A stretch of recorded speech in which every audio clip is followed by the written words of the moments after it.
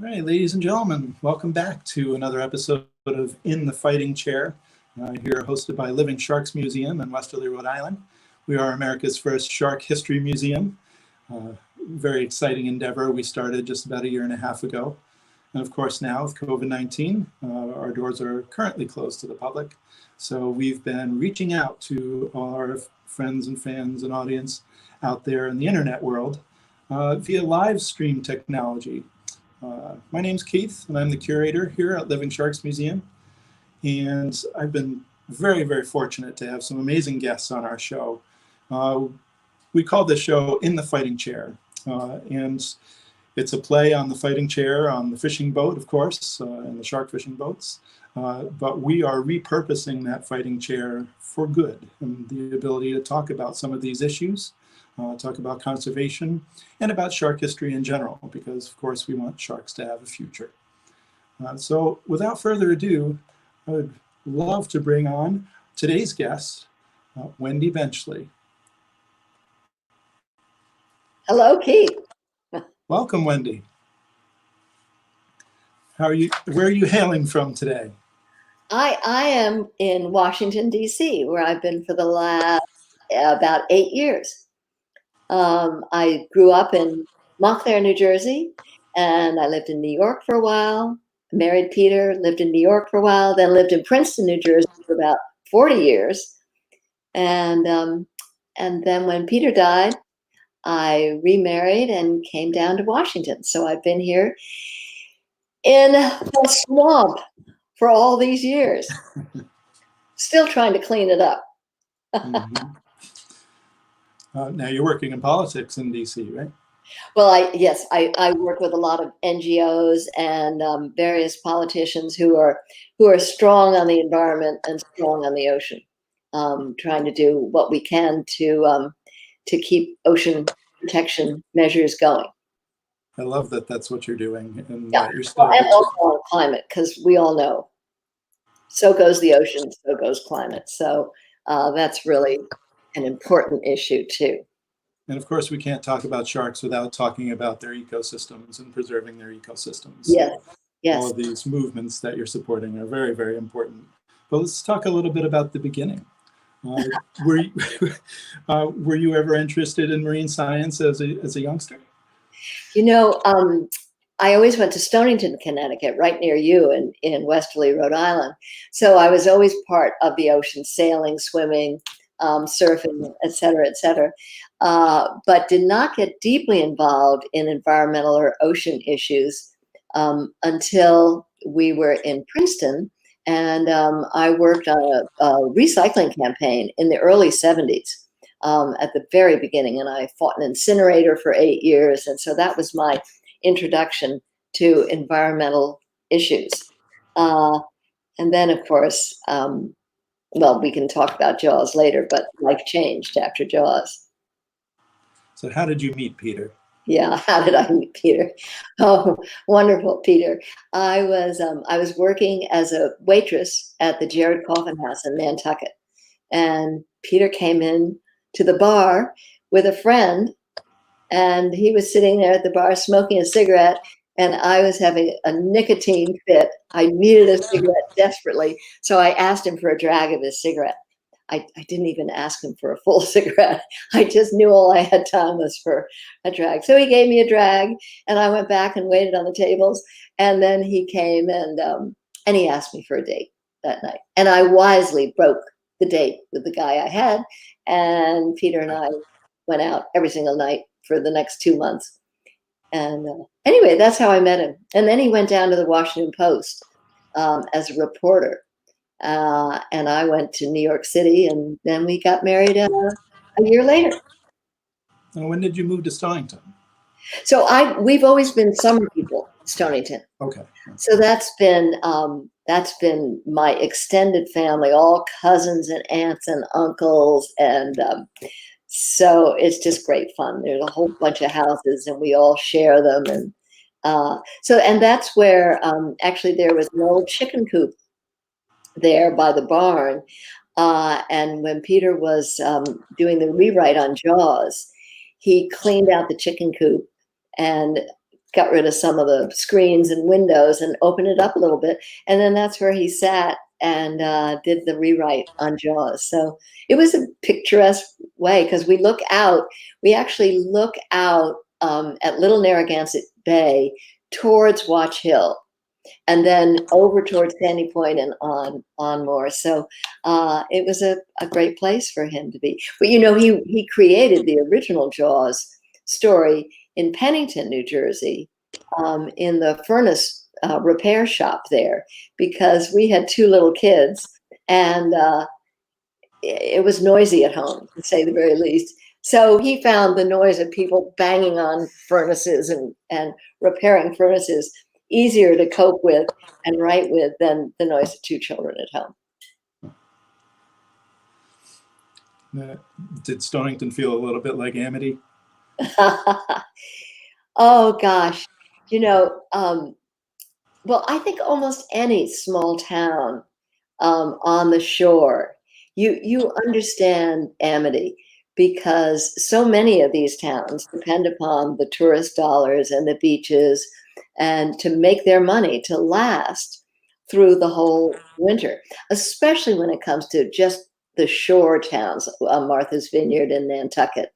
Um, so yeah, but Stonington is more of a year-round town. It's got a lot of year-round residents, so it's not quite the same. But certainly Peter knew, I think he conceived of Amity certainly through Nantucket, and his many summers on Nantucket. And he could see the pressures of what happens when there is this threat to the beaches and people have got to make their livelihood. We understand it exponentially right now with the COVID virus. But so I think Amity came very easily to him, because he had been on Nantucket. Every time he and his dad went fishing, which they did a lot, they had a great little boat called Nibble, and they would always see just so many sharks. I mean, half the time they would have to pull the shark up in order to try to get to some of the other fish. So shark fishing was very much part of his life. Now, us being a shark history museum, we have some idea that Peter may have done some fishing with Frank Mundus. Can you corroborate that with us? Yeah, he did. He went out with Frank once. And of course, he was absolutely intrigued when he read that Mundus had caught the, what was it, 3,000 ton? Yeah. About almost 3,500. Yeah, almost 3,500 pound great white shark. So he did go out with Mundus once to go fishing, and thought that he was certainly an interesting character and was intrigued in the whole business. But people often ask me whether Mundus was the person that Peter was thinking of when he wrote Quint into the story Jaws. Maybe you don't want to go there yet, but honestly, the characters in Jaws, Quint was more a man, Teddy Tucker, Teddy Tucker, who lived in Bermuda, who basically Peter started diving with. He was an absolutely brilliant man who excavated many wrecks around Bermuda, and was a really strong character like Quint. Had war experience also, really knew how to be very cool under pressure. So that was more the Quint character. Were there any other characters from the original novel, from Peter's version, that you knew or knew were based on real people? Yeah. It's so interesting. I think Peter, he was certainly a great writer. And what he would do is pull together sort of ideas and composites of people. But I know deep in his heart, he wished he was Hooper, because, he wanted to be out on the ocean as an expert and as a shark person and a marine biologist. So I know that he put a lot of himself in Hooper, all except for the fooling around. Sorry, no, no, no. Um, so, and then, gosh, and Brody, I think Brody was just a combination of people that he had met in Nantucket, who were in government there. So, but he, his idea for the book, um, well, I can just step back for a minute. He was writing speeches for President Johnson, and we were down in Washington. Johnson didn't run for office, so Peter was out of a job. So he decided to try freelance writing then. And we found a tiny little house in Pennington, New Jersey, and moved there. And Peter started to try to make a living writing magazine articles. Well, it's pretty tough to support a family of four with freelance writing. So he was really hustling. Gosh, he worked so hard. And in his back pocket, he had two ideas for a novel. And one was about pirates and one was about a great white shark. Um, and finally, somebody asked him and said, "Do you have any ideas for a novel?" And he said, "Yeah, I've got this one that I think would be pretty good about a great white shark." Um, and so they paid him $1,000, and of course he promptly forgot it, and we used the $1,000. And then they said, "Hey, you've got to write this book, or else you've got to give us back the $1,000." So so Peter had to sit down and construct the book, and it was an exciting time. I mean, he loved to write. He could. It always amazed me. He could create sort of the whole plot and all the characters in his head, and then yes, he would take notes, but he would get it into his head first, and then he'd sit down and just tap tap tap tap tap. Yeah. Did you ever get any involvement in that process? Oh, and actually, when he told me his idea for a novel about a great white shark, I said, "Honey, I just don't think that's going to go. I would think it's something else. Don't do it. Don't do it." But of course, he had the imagination and the skill. I'm just a environmental activist. I don't have that kind of skill, but he had the skill to know how to take this story and really make it sing. Um, so what an exciting time. I mean, we were so lucky. Who would ever think that a book about a fish like this would take off? And it certainly took off because it was a well-written, great story, but also because we had David Brown and Richard Zanuck cross-promoting it with Universal and the movie coming out. So all of that kind of cross-promotion made it into this big blockbuster. But of course, there was also the talent of Steven Spielberg. Yes. Yeah. So how did your lives change once that transition began? Wow. I actually cried when I heard that he was going to be paid such a big amount of money for the book. I thought, oh no, our life is ruined. We're, I had this fear of celebrity or of that kind of big opening up in life, because we had a very solid, nice little life in Pennington, and I loved it. I was working for the League of Women Voters, and I was raising my children. But in any case, obviously, it was absolutely wonderful, and we were thrilled, and it opened up our life. I mean, how lucky we were. It opened up our life to get onto the ocean and out on expeditions with the National Geographic and American Sportsman, and I was able to go on a lot of trips with him. And he was writing articles for Nat Geo. He did films on the ocean. So we learned a lot. And I know people sort of always ask when we were aware of the trouble that sharks are in. And that came very, very quickly, because as soon as we were out on the ocean with scientists and people of experience, those people were already seeing shark finning going on. We're going back to dive sites and coral reefs where they had been that were no longer full of marine life. So we very quickly saw that the oceans were in trouble. And for so many years, people considered the oceans just so endless and so huge that you could trash it, you could put sewage in it, you could fish as much as you want, you know. And we quickly learned, no, we had to take care. And when did you start to take action using your new status? Yeah. So let's see, I was on the board of the Environmental Defense Fund. Gosh, I was on that board for 18 years. Really a top of the line NGO doing environmental work. And so I was involved in all different issues with environmental programs. And they then asked Peter if he would be a spokesperson for EDF. And he said, sure. So he started doing some speeches for EDF.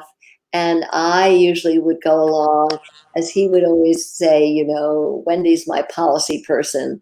I can tell you some good stories, but if I want answers to what's going on in the ocean, I always ask Wendy. So I was sort of his policy person there. And we worked hand in glove on marine issues for the next 40 years. So it was an exciting life, and I'm pleased that I would say in the last 10 years, maybe 15, the world has begun to really open up and understand what's going on in the ocean. So I don't know how much you want to go into that, but you know, there are lots of things going on that are good news and many bad news too. Well, we definitely want to hear about that. Let's talk about your first experience with a shark. Oh, Did you dive with Peter early on before the days of Jaws? yes. I would say my first experience with sharks would be in Bermuda in the early 70s with Teddy Tucker, when we'd go out to do excavating of wrecks. And, you know, the sharks are always shy. So as you probably know, you go overboard, and if there are any sharks, they scatter. They just go as fast as they can. So we were always trying to stay still, hoping they'd come in a little closer.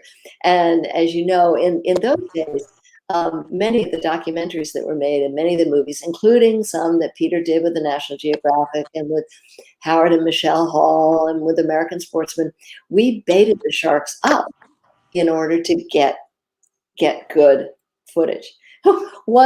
One time I remember they decided that they wanted the sharks weren't getting close enough to Peter, so they this was the dumbest idea you've ever heard. So they decided to put a bloody fish in his BCD and then send him out into open ocean, trailing the fish blood and guts. Smart. Peter said, no, I don't think I'll do that. No, I do not need to be bait for all these, you know, there they were white tips, and you know, white tips are, they come in really fast. So, but let's see. So my first experience probably was in Bermuda. And then I remember doing a lot of shark diving in Galapagos. When we went twice to the Galapagos for the National Geographic. And those are fabulous. Those Galapagos sharks, the big black guys, they're really thick and just handsome as can be. So we did that with Stan Waterman and Michelle and Howard Hall. Yeah. That was an exciting trip. That was my first experience. And then I did so many different shark trips that I remember getting pretty blasé and saying, oh, not another, you know, shark. And so one trip I remember I was with, let's see, it was Peter and Sylvia Earle, and I think our son Clay was with us. And they had baited up the sharks, and the sharks were having their feeding frenzy, and I was swimming around and watching, and then I got sort of bored. So I went off. So actually, Sylvia Earle was there, and she said, "Wendy, come with me, underwater, come, come, come." And she took me over to this little coral head that was just cone shaped on the bottom. And you could see that the coral was spawning right there. And you could see the mixture coming up around the coral head and the eggs being fertilized, and off they went. And so Sylvia was the one who taught me that if I got tired of too much shark adventure, that if you just go to a coral reef and you swim very slowly and just watch 1 square foot of space, you will see all kinds of fascinating life. So that's sort of a nice lesson for life too. If you go zooming all over the place, only looking for the big critters, there's a lot that's closer to home and tiny and important. The big picture starts small. Yes, exactly. That's a beautiful story. So tell me, how did you start with sharks? I've always been interested in prehistoric sharks. Jaws was a big inspiration for me. Blue water white death. I never got to go diving early on. I actually had a grandfather who was a commercial fisherman in Westbrook, Connecticut.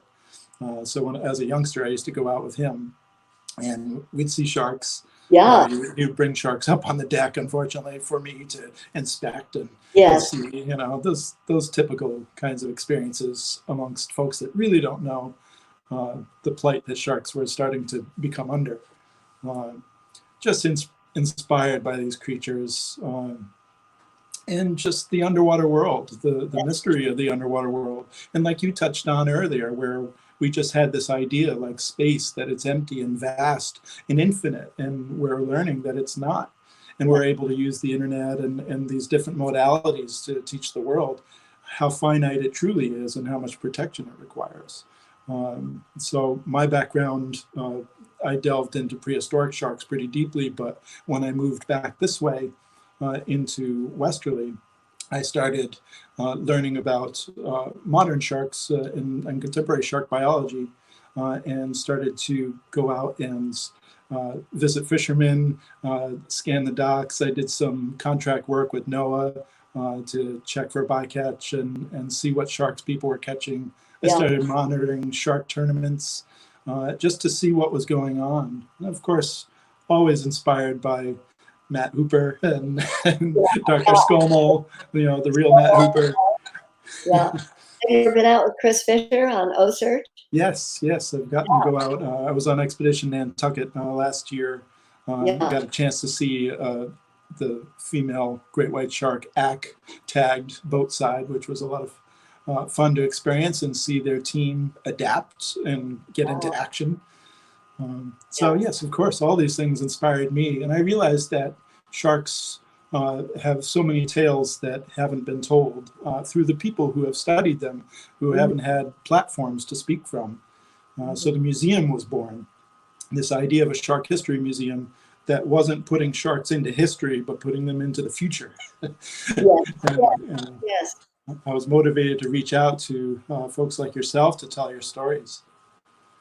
Well, I think it's great, Keith.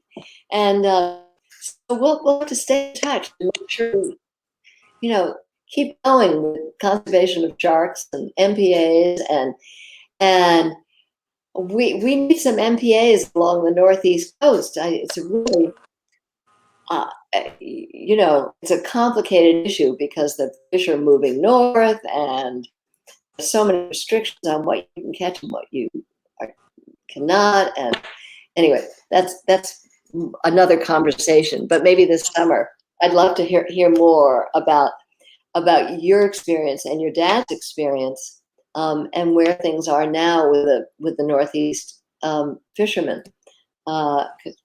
Stonington's a big fishing town also, but a much depleted fishing fleet, but still a grand history. And so we'll be in touch this summer. Thank you. Absolutely. This is a great time period. Like you were saying, so many people have become aware of the issues at hand. Many organizations have been formed to help protect these creatures and their ecosystems. You personally have done quite a bit of work, very noteworthy work across the globe to help protect shark species that have been overfished in Finn. Can you tell us a little bit about your work with Wild Aid? Yeah. Oh gosh. So Wild Aid is really, I think, just the top organization when it comes to working on shark finning, that odious practice of catching sharks, cutting off their fins in order to go into soup, mainly for Asian nations, countries. And so Wild Aid, actually, Peter and I went on a Wild Aid trip in 2000 with Peter Knights, who's the head of Wild Aid. And Peter was the gringo going, and we were going to be paired with Jackie Chan because Wild Aid's whole way to approach shark finning is to educate people that sharks are killed when you take the fin off. And there are 100 million sharks killed every year, mainly for shark fin soup. I think now the amount is down to about 75 million, so it's come down a little bit. But it's just a tragedy for the world's ocean because without sharks, as you know, we don't have a complete ecosystem in the ocean, and the other species will not survive as well unless we have sharks. So Wild Aid has done phenomenal education campaigns in China and other Asian nations with many, many icons, Yao Ming, Jackie Chan, Richard Branson, Maggie Q, and they do wonderful professional PSAs, public service announcements, which actually they are allowed to saturate the market in China. Believe it or not, the Chinese government supported them because I think they wanted to educate their population also about the dangers to shark. So so Wild Aid has been in billboards, on TV, social media for a good 10 years in China, and the demand for shark fin soup now has gone down by 80%. So they've made great progress. We now have to work on Vietnam and other parts of Indonesia to scale back and to educate so that, if people aren't going to eat shark fin soup, then the demand goes back and the price goes down. And if people aren't going to make money, well, then the fishermen are not going to go out and fin these sharks. So I started out telling about Peter going, and he was one of the first guys to go. We went together, and Jackie Chan couldn't join us, too bad, but he was paired with wonderful, darling Chinese soap opera stars, so that he wasn't the only gringo. So, the gal would talk and then Peter would talk and we went from one city to another. But Pete Knights has then built Wild Aid from that very tiny beginning to a really major organization now that also works on the demand side of elephant tusks and rhino horns, pangolin scales. You may have heard of pangolins. So they're doing excellent work also with other endangered animals. If you want to learn a little bit more about what Wild Aid does, you can visit their website, wildaid.org. And they also have a special section in there under their programs just for sharks. You can see some of the work that they've done, some of the campaigns that they put out there. It's amazing work. And clearly there's a difference that's being made by their programming. I'll just say that if anybody tunes into this website, just be sure to go to their videos. Because they're absolutely wonderful. You will, some of them you laugh. I mean, they're so well done. And they're only 30 seconds long or 45 seconds long. So you can just be exhilarated watching 10 or 15 of them. Quick. They're really good. And if you want to support Wild Aid, please do.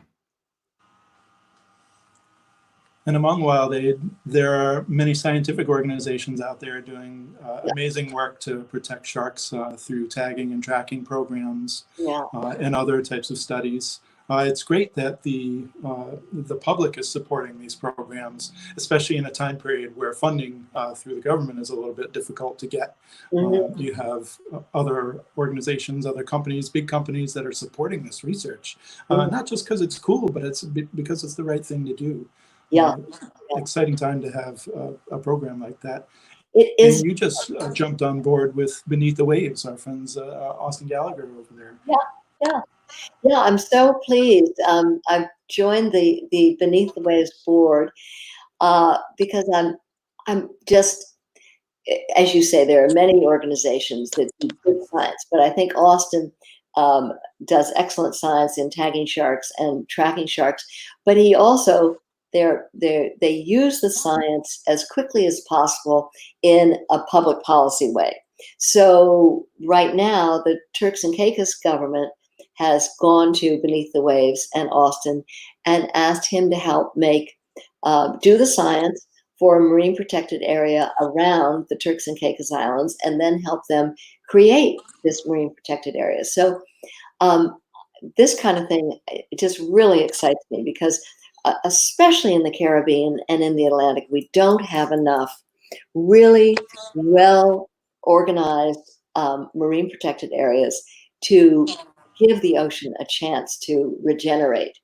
And so I think this is, I hope I can go out on a trip with Austin and do some shark tagging and maybe do some help with him with the Turks and Caicos government and get this big marine protected area going. So it's exciting. And also he's going to be up in the Northeast doing some shark tagging this summer. So maybe I'll be able to go on one of those trips with my mask on. I'll just wear my scuba mask all the time. Just go around with a scuba tank, never take it off. Sounds like the perfect life to me. Yeah, right. That's the way to COVID. Definitely visit Austin and beneaththewaves.org. Follow their social media, Beneath the Waves. They're a lot of fun to follow on Instagram. Austin's also got a podcast called Shark Bringing, which is amazing. So definitely tune into that. There's so many resources out there now coming from scientists and conservationists, folks that are out there doing this work. So I'm very limited in my capacity. So this is an honor to be able to create a soapbox for folks like you to be able to talk about these things. Yeah. Also anybody who wants to follow sharks, the sharks that are tagged, they can go to OSearch and follow those. Or Greg Scomel's group, or I'm just trying to think of other ones for people who really want to get into sharks. Oh, absolutely. And for our area, of course, Atlantic White Shark Conservancy. Yes. So if you go to their website, or they also have a shark tracker app that you can follow the sharks that they've tagged.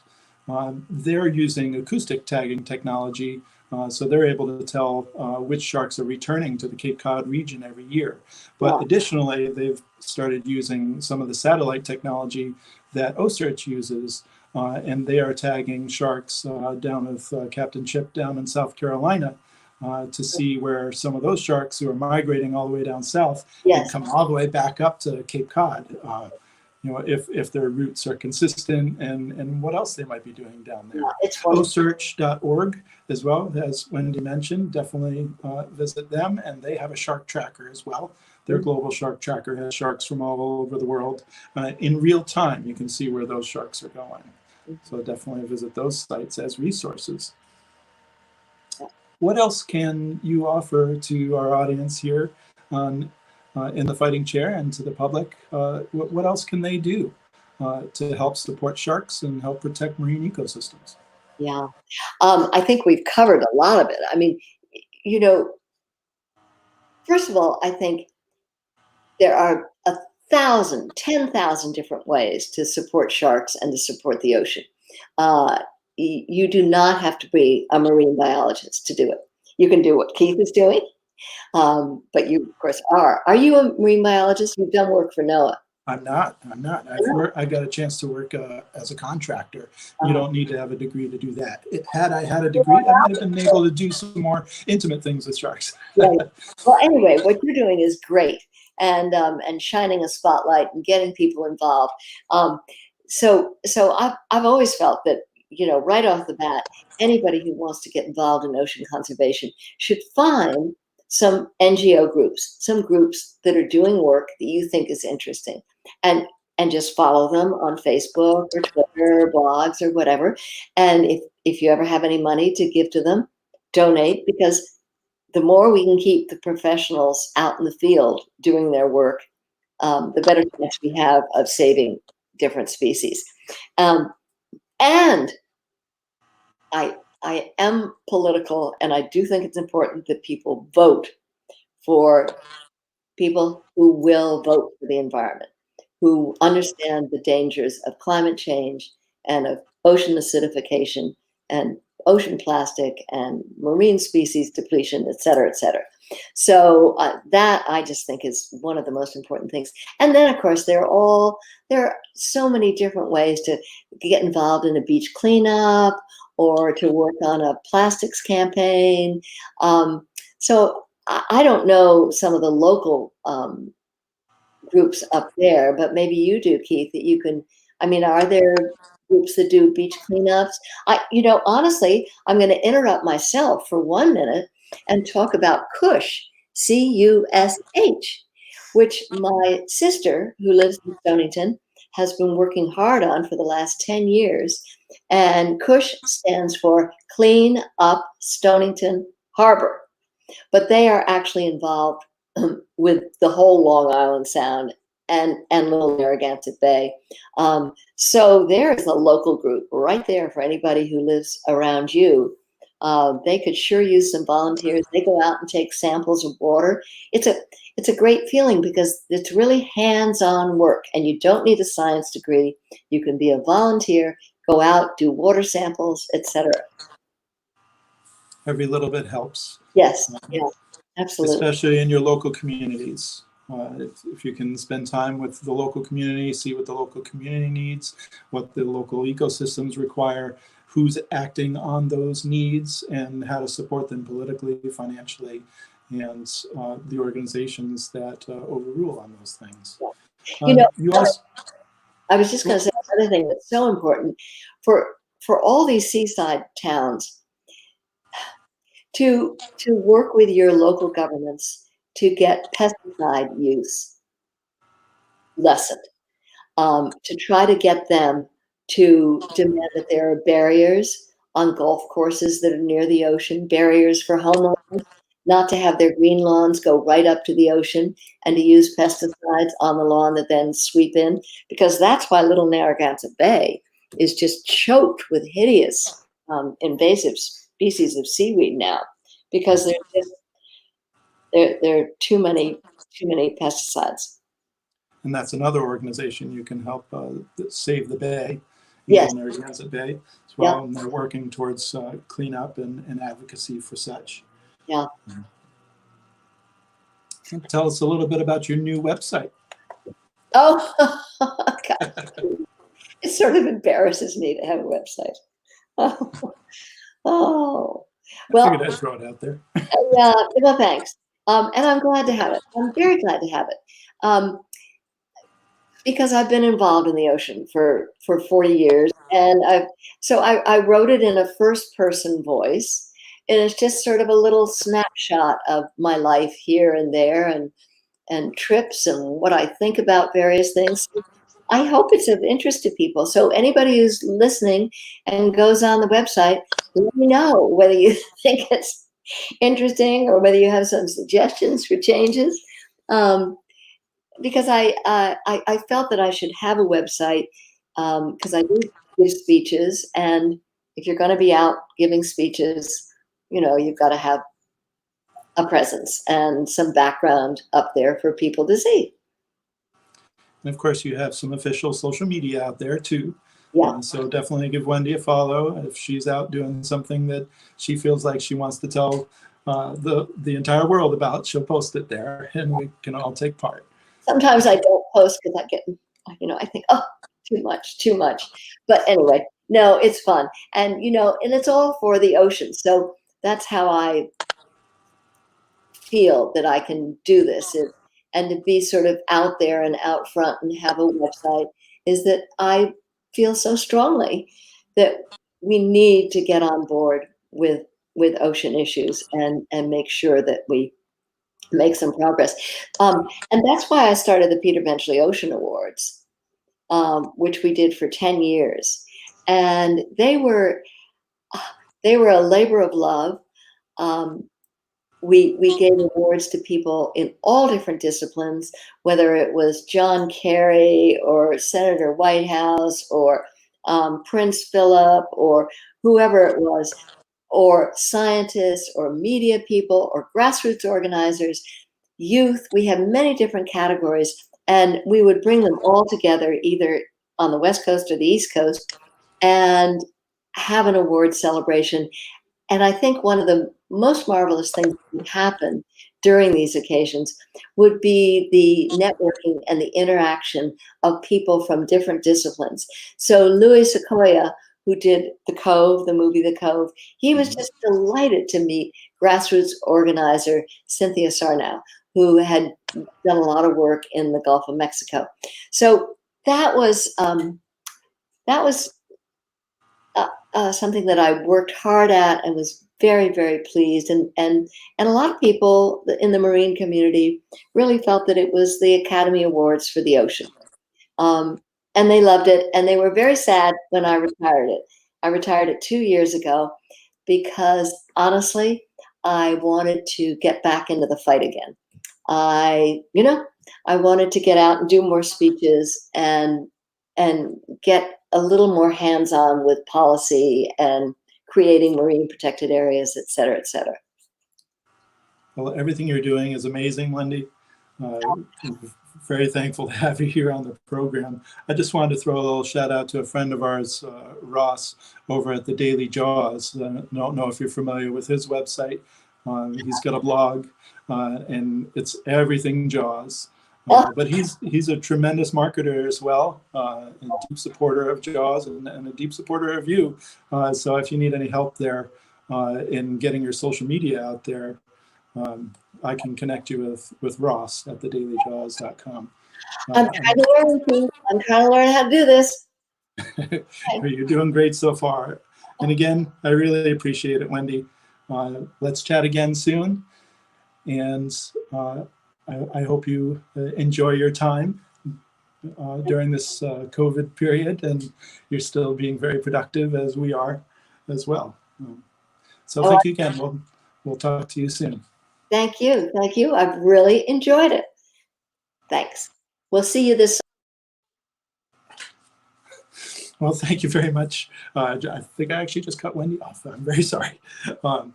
So this has been another installment of In the Fighting Chair. I'm just so grateful. I kind of gush a little bit every time I do one of these. Just the opportunity to be able to get some of these intimate details and stories from folks who have been in there doing the work, scientists, conservationists, folks that are movers and shakers in the world of sharks. I'm very grateful. I'm also not Wendy Benchley. There we go. We took care of that. All right. So I'm looking forward to our next installment of In the Fighting Chair. Again, my name is Keith. I am the curator at Living Sharks Museum, potentially America's first shark history museum. Definitely visit us at livingsharks.org to learn a little bit more about what we do and what's coming up next. Keep an eye out on our social media for our next guest. Thank you so much for watching.